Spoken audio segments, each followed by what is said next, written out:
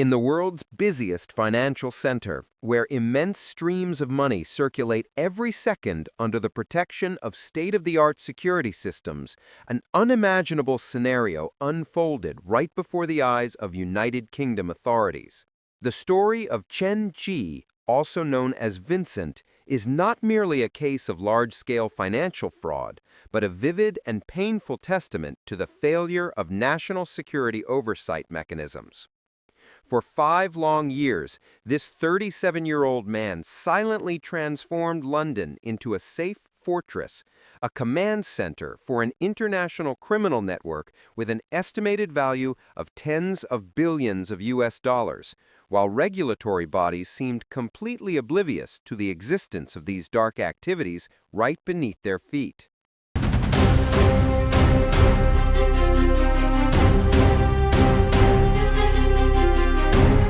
The reality only truly came to light and sent shockwaves through public opinion when the UK and the US simultaneously announced historic sanctions targeting Prince Group, the colossal conglomerate run by Chen Zhi.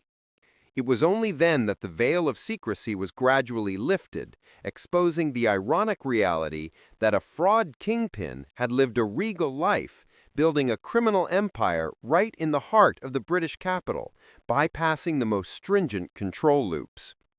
The story begins with a loophole few suspected: immigration through investment, a policy originally intended to bring economic resources to the nation, but which ultimately became a shield for criminals. While the United States had early on identified and flatly refused to grant visas to Chen Zhi and many of his close associates due to deep concerns regarding security risks, the United Kingdom opened its arms. The golden door that allowed Chen Zhi to step into British high society was the Tier 1 Investor Visa Program. This program has long faced criticism from observers and anti-money laundering experts for its excessive laxity, where the origins of massive cash flows were sometimes not vetted with the rigor corresponding to the risks they posed. For Chen Zhi and Prince Group, this was nothing short of a perfect pass to legitimize their presence in the West. Cliff Teo, who served as the executive assistant for Chen Zhi's offshore shell companies for 7 years, provided valuable behind-the-scenes information explaining the decision to choose London as a base. According to Teo, the fraud tycoon calculated extremely carefully when selecting the British capital, as in his estimation, this was the safest place to hide if the Beijing government began to tighten regulations and crack down on financial crime. Historical context also played a crucial role in this decision, as Teo described post-Brexit Britain as being in a thirst for capital and in desperate need of foreign investment. That urgent economic need inadvertently created the most favorable conditions possible for Prince Group to quickly obtain residency rights. The laxity of this system was further demonstrated by the fact that the UK not only granted residency to Chen Zhi, but also accepted his entire extended family, including both his first and second family, a detail that leaves security circles today shocked and forced to raise serious questions about the vetting process. After safely setting foot in London between 2018 and 2020, Chen Zhi began executing an asset acquisition campaign of dizzying scale and speed, aiming to both launder money and solidify his position in the misty land. One of the most notable highlights in his investment portfolio was the purchase of a bustling commercial building worth £94 million, equivalent to approximately $120 million at current exchange rates. The significance lay not just in the asset's value, but in its audaciously prime location. The building sits on Fenchurch Street, just a few minutes' walk from the Bank of England headquarters. The fact that an international fraud tycoon owned real estate in an area densely packed with Europe's largest and most prestigious financial institutions is a bitter irony for the global financial monitoring system. Not stopping at commercial real estate, Chen Zhi spent heavily to establish a lavish living space for himself and his family. He spent £12 million to purchase and renovate a grand villa in St. John's Wood, one of London's most expensive and exclusive residential areas, where neighbors are powerful and famous figures. Even after the sanctions were issued, when reporters from the Times visited the address to verify, they noted signs that life was continuing normally, with lights still blazing and luxury cars parked neatly in the driveway. Cliff Teo confirmed that this was the residence of Chen Zhi's legal wife and 2 children, showing that the family's life seemed largely undisturbed by the legal storm closing in. The expansion of the Chen kinship network in London went even further. A mistress and Chen Zhi's illegitimate children were also brought to live in London, with the stated reason being to facilitate the children's education.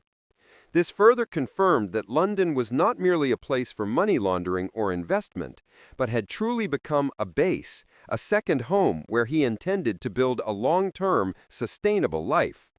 However, the most shocking detail, demonstrating the utter audacity of this network, involved Qiu Wei Ren, Chen Zhi's cousin. This individual stood as the owner of 17 high-end apartments with a total value up to £26 million.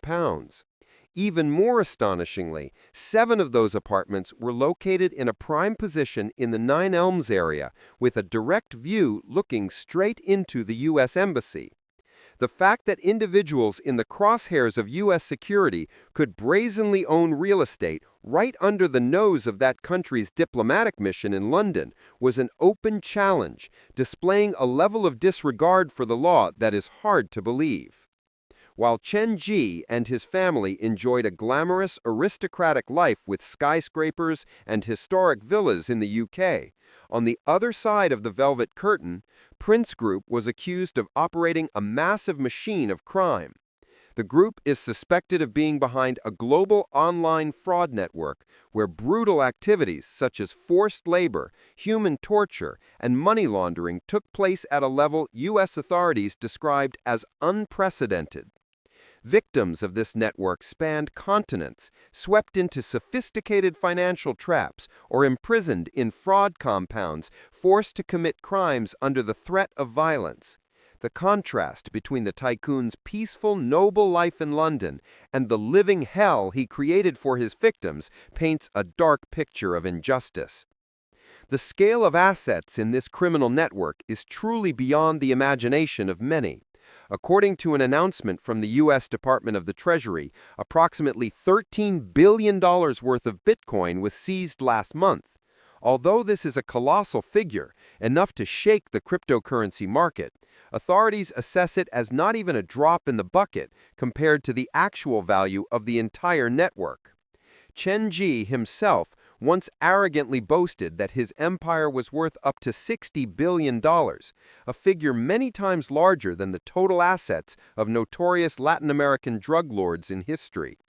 Managing such a massive flow of dirty money required an extremely complex and sophisticated money laundering system, and London, with its status as a global financial hub, inadvertently became a key link in that chain. The most thought-provoking and condemnable aspect of this entire story is that all these illegal activities, shadowy cash flows, and the presence of dangerous figures took place right in the heart of London for years. Chen Zhi lived in the capital, owned visible colossal assets, and registered a series of shell companies to move money, yet was rarely scrutinized or questioned by UK security agencies. This negligence or incompetence allowed evil to spawn and thrive in a place considered one of the most civilized and safe in the world. The sanctions by the UK and US issued on October 14, 2025, were seen as the first powerful blow, officially declaring war on Prince Group. However, the unfolding events suggest that authorities were seemingly always one step behind Chen Zhi's calculations. Although the network's office in the Isle of Man had been raided as early as March, Chen Zhi was still able to leisurely leave the UK by air on the very day the sanctions were announced. This detail is an alarming sign, indicating that UK officials may not have truly kept pace with the reaction speed and cunning of this high-tech criminal network.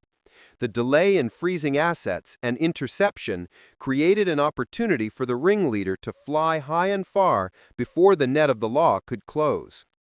Although Chen Zhi has fled London, leaving behind million-dollar real estate properties and a disrupted network, experts assess that it will be very difficult for this figure to vanish completely from the global crime map. Cliff Teo, with years of experience working with the tycoon, issued a warning that they would simply lay low for a while before returning.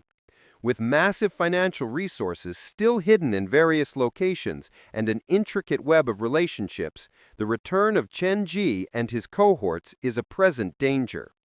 While investigations continue and expand globally, the story of Chen Zhi has become a costly lesson and a powerful reminder of the serious security loopholes the UK faces.